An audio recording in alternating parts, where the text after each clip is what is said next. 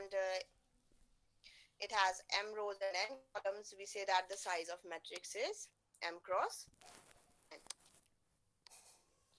And वो matrix, अब किसी भी matrix में we have it m cross n order, और अगर यहाँ पर m is equal to 1, the matrix has only one row and any number of columns. For example, this matrix. तो इस तरह के मैट्रिक्स को हम रो मैट्रिक्स भी कहते हैं और इसे हम रो वेक्टर कहते हैं. Then comes your column matrix. If n is equal to 1, then it is called column matrix. Matrix में आपका एक कॉलम होगा और कितने भी रोज हो सकते हैं. और अगर m और n दोनों बराबर होंगे, then it is a square matrix. Equal number of rows and equal number of columns. और अगर रो और कॉलम बराबर नहीं होंगे, तब हम उसे कहते हैं रेक्टेंगुलर मैट्रिक्स. डायगोनल मैट्रिक्स एक ऐसा स्क्वायर मैट्रिक्स ही होगा. Diagonal matrix will be a square matrix जहां पर नॉन डायगोनल एलिमेंट्स आपके डायगोनल एलिमेंट है. यहाँ पे लीडिंग डायगोनल 4, 6 and 2 ये एलिमेंट्स हैं. ये एलिमेंट एग्जिस्ट करेंगे और बाकी सारे एलिमेंट्स जीरो होंगे. ये एलिमेंट कुछ भी हो सकते हैं.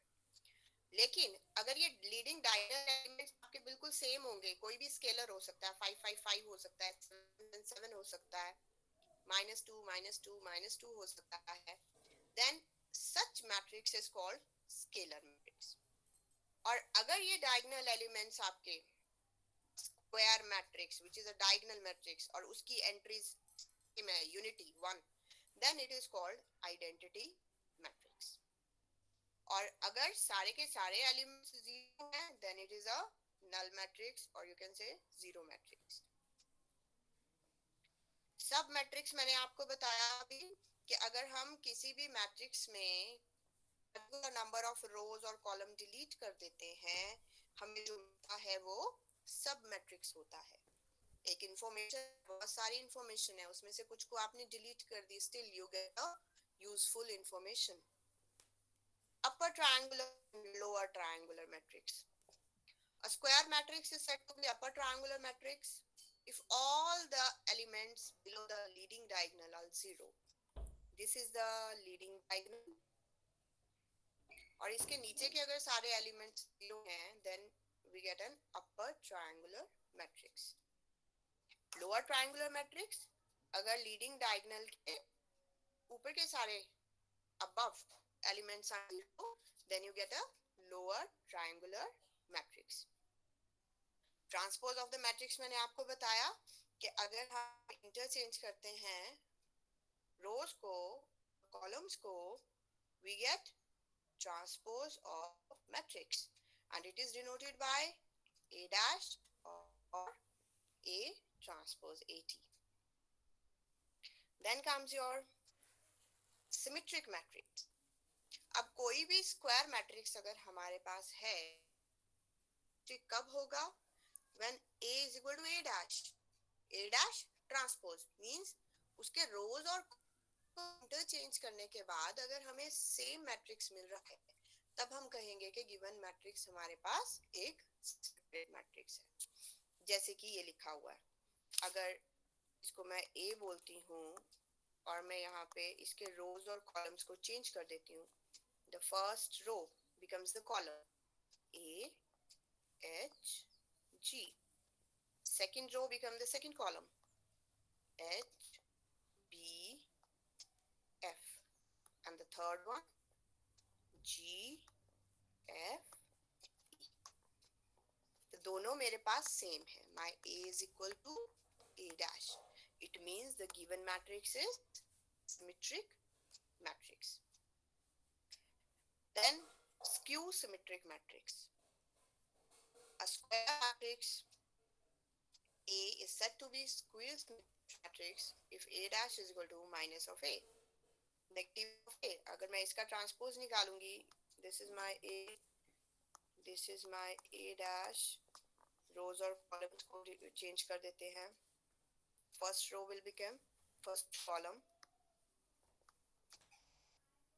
second row will become second column,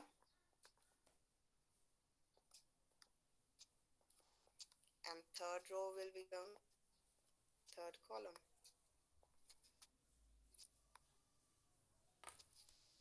अब अगर मैं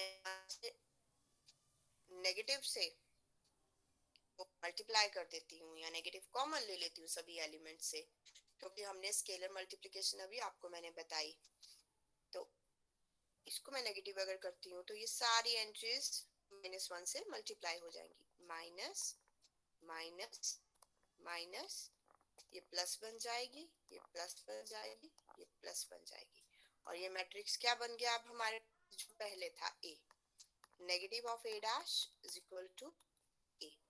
तो इस तरह के मैट्रिक्स को हम स्क्यू सिमेट्रिक मैट्रिक्स बोलते हैं।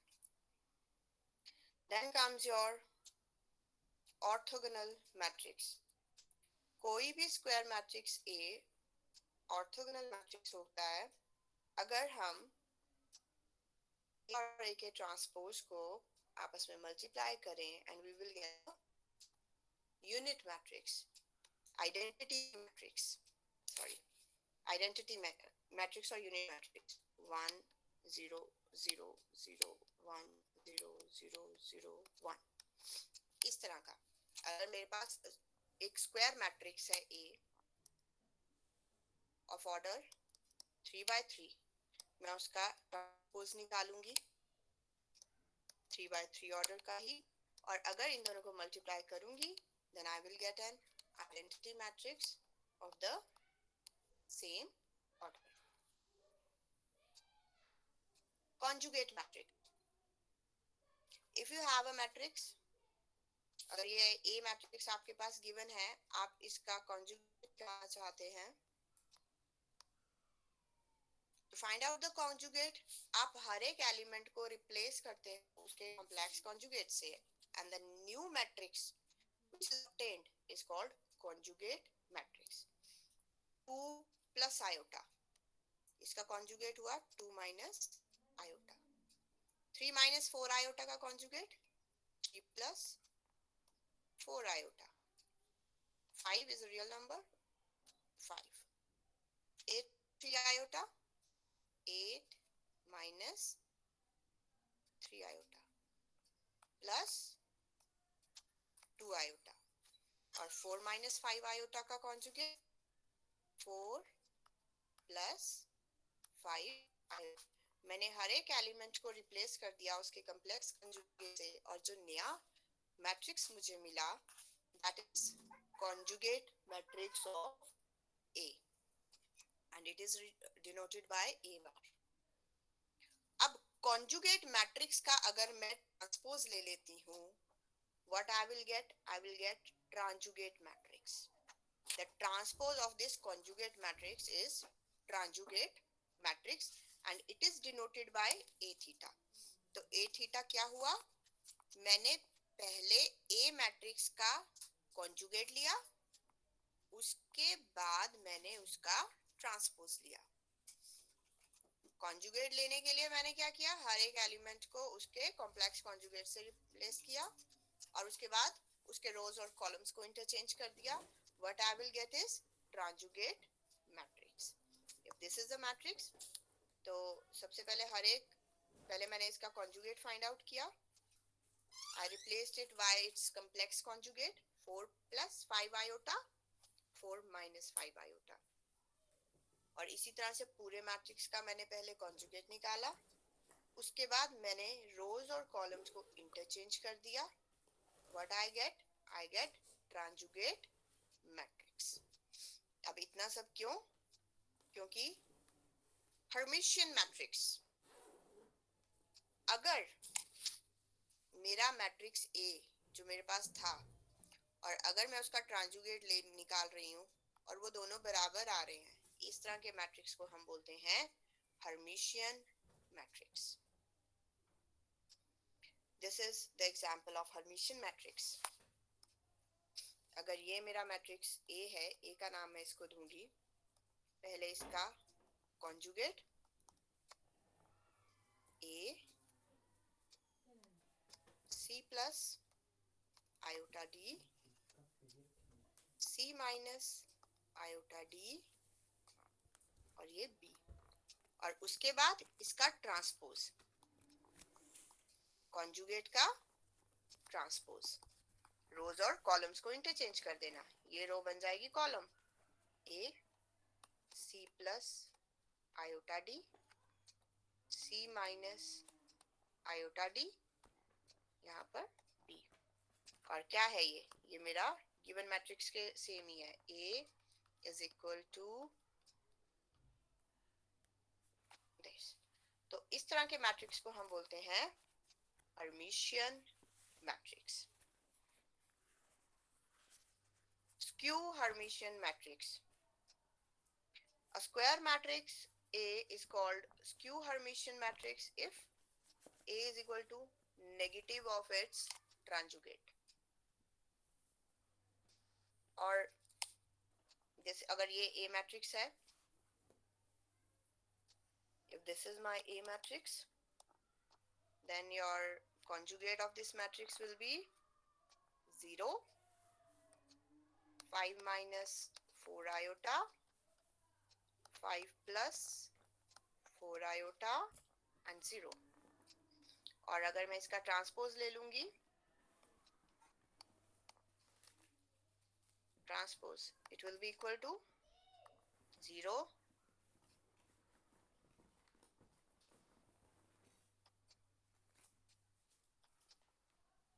5 minus, और ये एग्जाम्पल सेम हो गया है।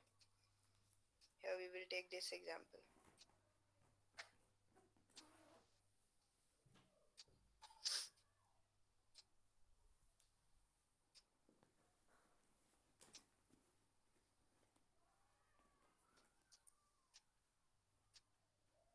ये तो हमारा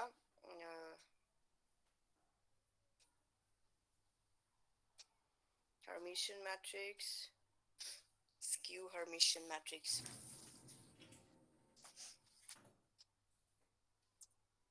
So in a skew Hermitian matrix, एक square matrix होता है जहाँ पे A is equal to negative of the conjugate of A.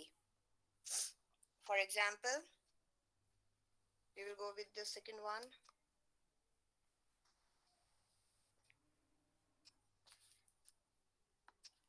If this is the matrix A, then A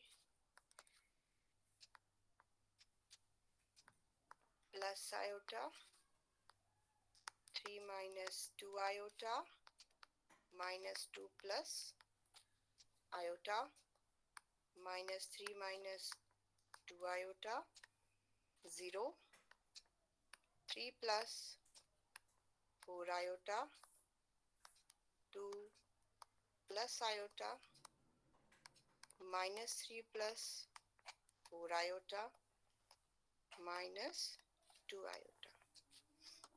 इसका transpose iota, 3 minus 2 iota, minus 2 plus iota, minus 3 minus 2 iota, 0, 3 minus 3 plus 4 iota, 2 plus iota, minus 3 plus 4 iota,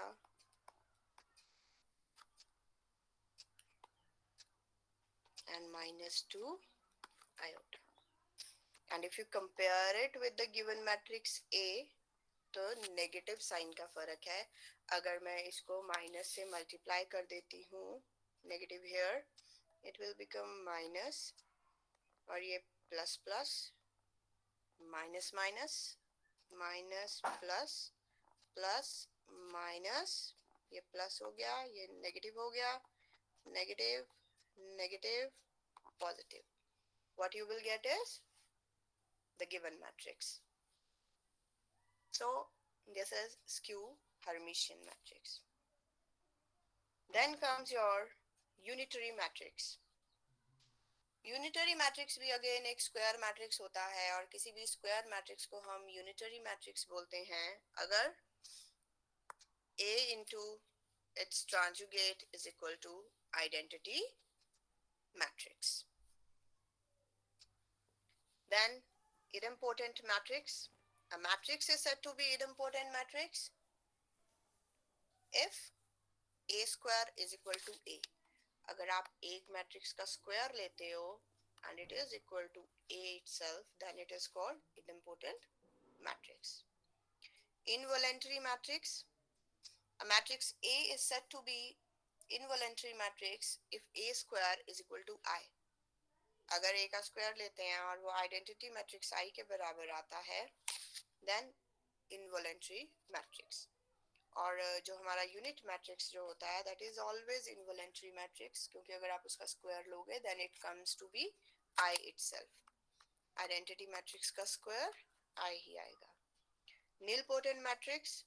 A square matrix A is said to be nilpotent matrix if A raised to the power n is equal to 0. Then comes your singular matrix and non-singular matrix.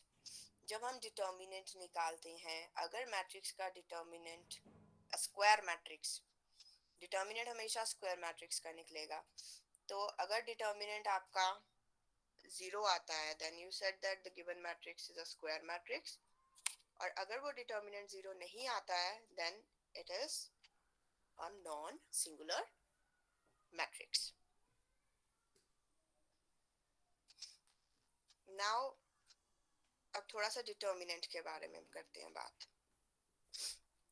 Determinants, जब हम determinants की बात करते हैं then again it is very useful. Determinant जब हम find out करते हैं बहुत इंपॉर्टेंट एक चीज है GIS, geographic information system.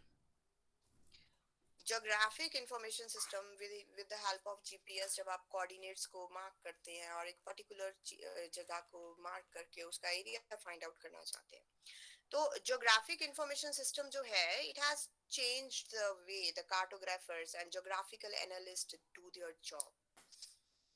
GIS is a computer system. GIS क्या है? It is a computer system capable of capturing, storing, analyzing and displaying geographic data and geographically referred information. जो भी डाटा हम आइडेंटिफाई करते हैं, जो लोकेशन आइडेंटिफाई करते हैं उसके हिसाब से calculation and analysis that would take hours or day if done by hand can be done in minutes with GIS. GIS में क्या करते हैं, हम एरिया आइडेंटिफाई कर लेंगे, हम कोई पर्टिकुलर मान लो, उसके बाद we want to find out that how much forest is in the country for example, तो in particular we need to compute the area of the shaded region whose boundary is a polygon. Polygon क्या होता है? जो line segment से मिलके बना हुआ होता है, और ये प्रॉब्लम हम with the help of determinant solve करते हैं। फॉर एग्जांपल, अब जैसे जो भी एरिया हमने कवर किया उसको एक उसके कोऑर्डिनेट्स हमने मार्क किए, then you capture this area in the form of, we need to compute the area of a region whose boundary is a polygon. एक पॉलीगन बना दिया हमने उसको, तो determinant of a square matrix ये एक स्केलर होता है which give us a lot of information, but more important जो आप लोग स्टडी करते हो कि हमें ये पता लगता है डिटर्मिनेंट से कि हमारा मैट्रिक्स इन्वर्टिबल है या नहीं, उसका इन्वर्स एग्जिस्ट करता है या नहीं। बहुत सालों तक the determinant and matrices they are in connection with the system of linear equations, और उसमें बहुत बेस्ट नोन रिजल्ट जो है हमारा that is your Cramer's rule जो आपने पढ़ा है। लेकिन अब धीरे धीरे इक्वेशंस को सॉल्व करने के लिए मैट्रिसेस का यूज थोड़ा सा कम हो रहा है because of the great data, और हमारे पास कंप्यूटर्स वगैरह भी बहुत अच्छे हैं जो good algorithms we have to solve the equations. तो एरिया एंड वॉल्यूम में भी हम मैट्रिक्स और डिटर्मिनेंट्स का यूज करते हैं। उसके लिए first of all we will move towards the cofactors and minors. Determinant, हर एक square matrix is associated with a number that is called determinant. A matrix which is not a square उसका determinant नहीं होगा। Minor पे आती हूँ पहले मैं। Minor, अगर हमारे पास कोई भी मैट्रिक्स है,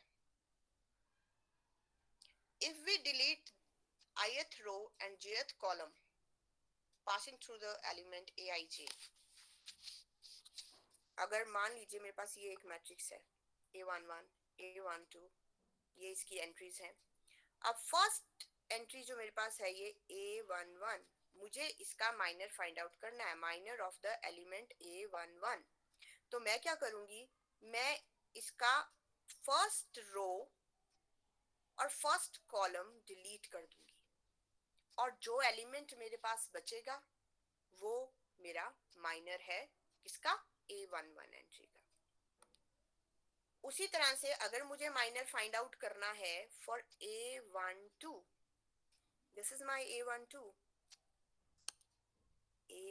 entry, first row second column, now I will delete first row second column, what I will get, a21। तो ये मेरा माइनर है इस एलिमेंट का।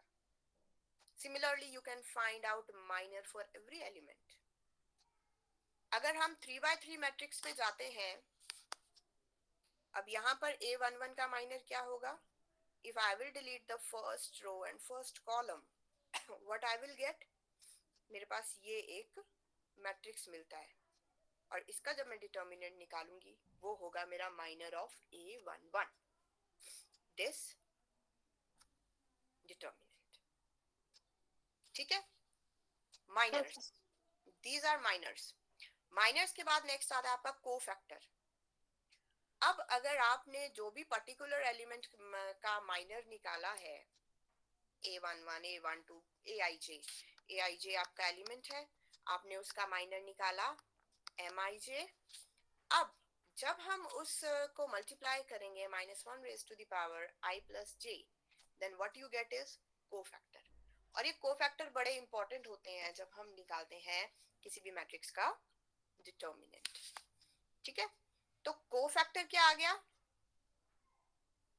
अगर हम यहाँ पे ही बात करें, यहाँ पे मेरा माइनर a11 का क्या था, मैंने निकाला element a22, this was the minor. और अगर मैं कोफैक्टर निकालना चाहूँ, cofactor of a11, that is equal to -1 raised to the power I plus j, that is 1 plus 1 into a22, which is equal to a22 itself। उसी तरह से cofactor of a12 will be equal to -1 raised to the power 1 plus 2 into a21, which is equal to minus a21। Cofactor of a21 -1 raised to the power 2 plus 1 into a12, that is equal to minus a12, and the cofactor of element a22 will be equal to -1 raised to the power 2 plus 2 into a11, that is a11। ये मेरे पास आ गए सारे cofactors हर एक element के। और उसी तरह से अगर हमारे पास 3x3 मैट्रिक्स होगा, हमने माइनर देखो इसका m11 फाइंड आउट किया था, तो कोफैक्टर क्या होगा, -1 raised to the power 1 plus 1 into m11। इस एलिमेंट का कोफैक्टर क्या हो जाएगा, a12 का -1 raised to the power 1 plus 2 into m12। Minor of a13 -1 raised to the power 1 plus 3 into m13। तो इसी तरह से हम जो है सभी एलिमेंट्स के हर एक एलिमेंट का हमने कोफैक्टर फाइंड आउट कर लिया, और बाद में उसको जब हमने एक मैट्रिक्स फॉर्म में लिखा वो हमें मिलता है कोफैक्टर मैट्रिक्स।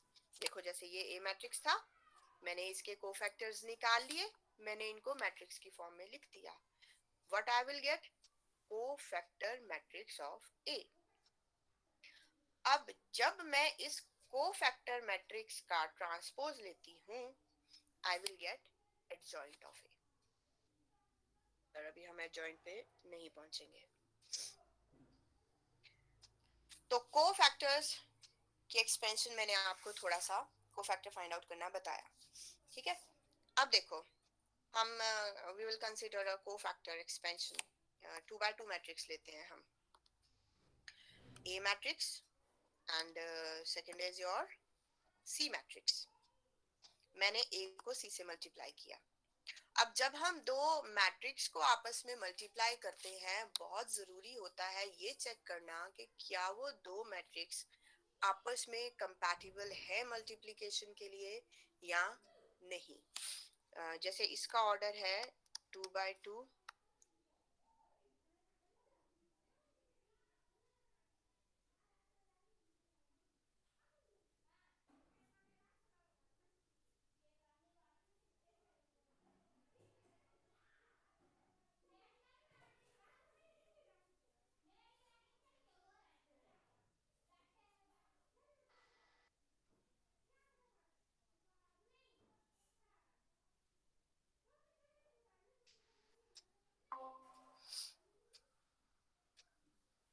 आवाज आ रही है बच्चों?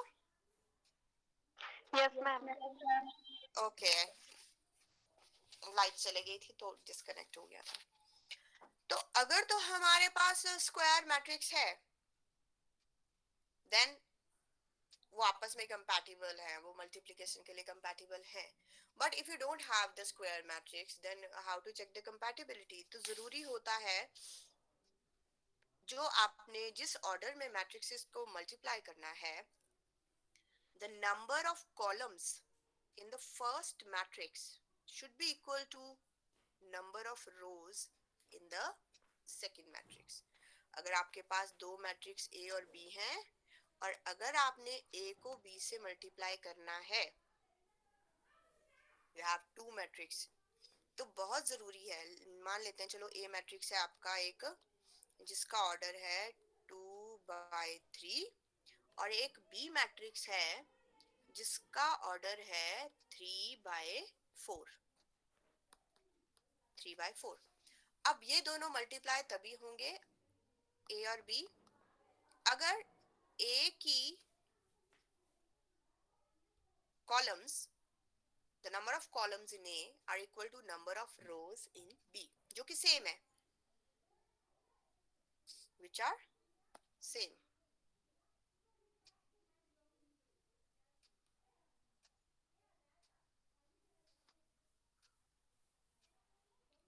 जो कि हमारे सेम है, यहाँ पे भी 2 और यहाँ पे B में मैंने आपको बोला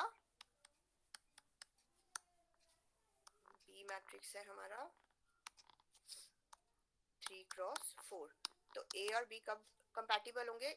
अगर यहाँ की रोज कॉलम्स और यहाँ की रोज बराबर है और हमें मल्टीप्लाई करके क्या मिलेगा? एक 2/4 मैट्रिक्स, ठीक है। लेकिन अगर मैं B को A से मल्टीप्लाई करना चाहूँ तो B के कॉलम और A की रोज ये दोनों सेम नहीं है, इसलिए ये कंपैटिबल नहीं है मल्टीप्लिकेशन के लिए।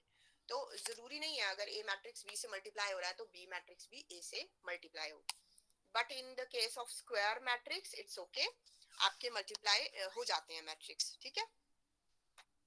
नाउ मल्टीप्लाई किया हमने, ये जो फर्स्ट एंट्री है ये कैसे आती है?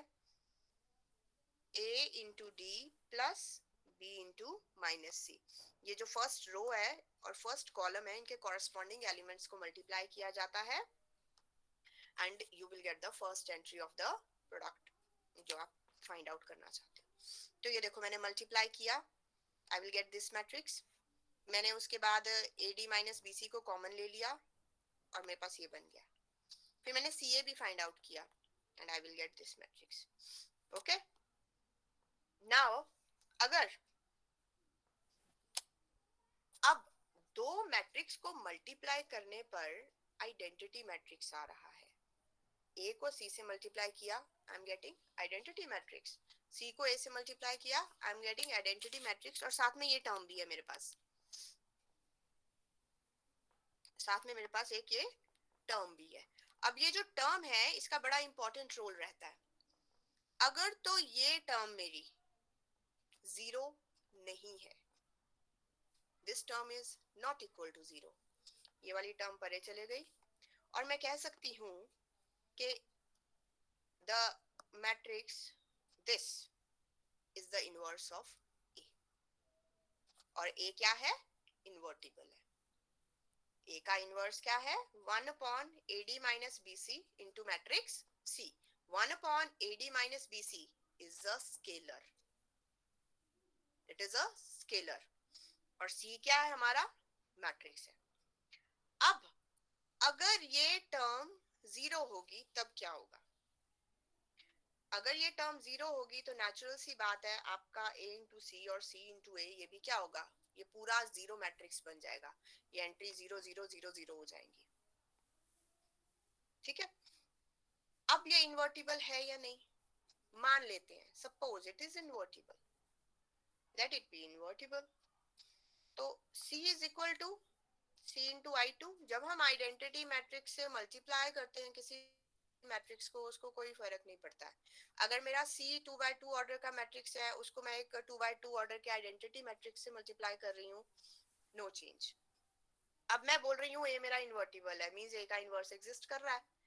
a इंटू ए इनवर्स मैं लिख सकती हूँ आइडेंटिटी मैट्रिक्स के बराबर ही होगा ये।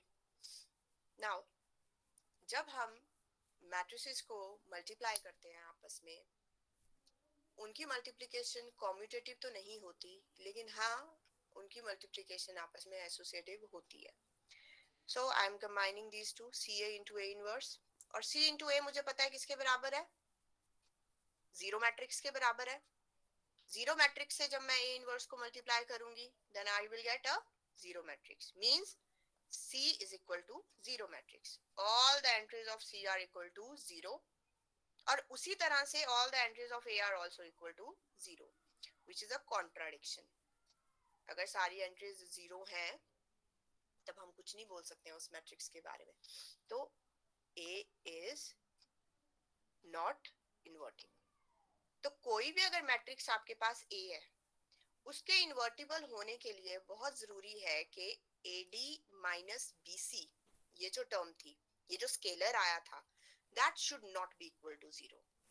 और अगर ये 0 नहीं आता है तो A का इनवर्स हमारे पास कितना आता है, 1 upon AD minus BC into this matrix C जो हमने ऊपर सपोज किया था। तो ये जो स्केलर है it determines whether A is invertible or not, और इसी स्केलर को हम बोलते हैं determinant of the matrix A। ठीक है, अब डिटर्मिनेंट हम फाइंड आउट कैसे किया, इन जर्नल हमारा डिटर्मिनेंट तो यही आया था, AD माइनस BC। मैंने इसी को बोला कि AD minus BC is the determinant of A। तो अगर हम थोड़ा सा इवैल्यूएट करेंगे to find out the determinant, तो डिटर्मिनेंट फाइंड आउट करने के लिए हम मान लो हमारे पास एक ये 3x3 ऑर्डर का मैट्रिक्स है, 2x2 के ऑर्डर के मैट्रिक्स में भी first entry into cofactor of that entry plus second entry of a particular row, I am selecting one row. मेरे पास जो मैट्रिक्स था ए बी सी डी, मैंने कोई भी एक रो चूज की फर्स्ट वाली, तो फर्स्ट एंट्री इनटू इसका कोफैक्टर, और इसका कोफैक्टर क्या है मेरे पास, डी,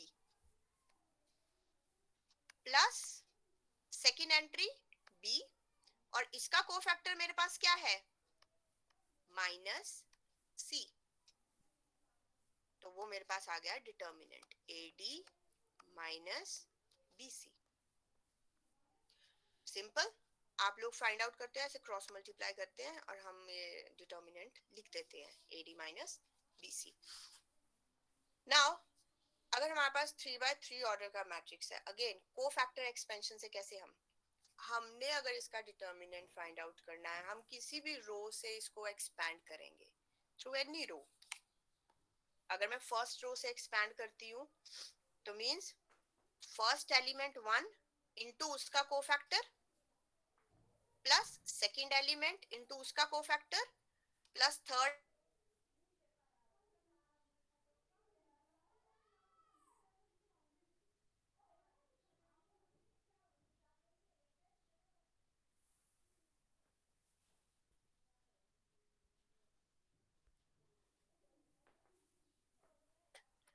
वन का रो और कॉलम डिलीट करो, क्या बचा? एक मैट्रिक्स बचा, एक सब मैट्रिक्स आया हमारे पास।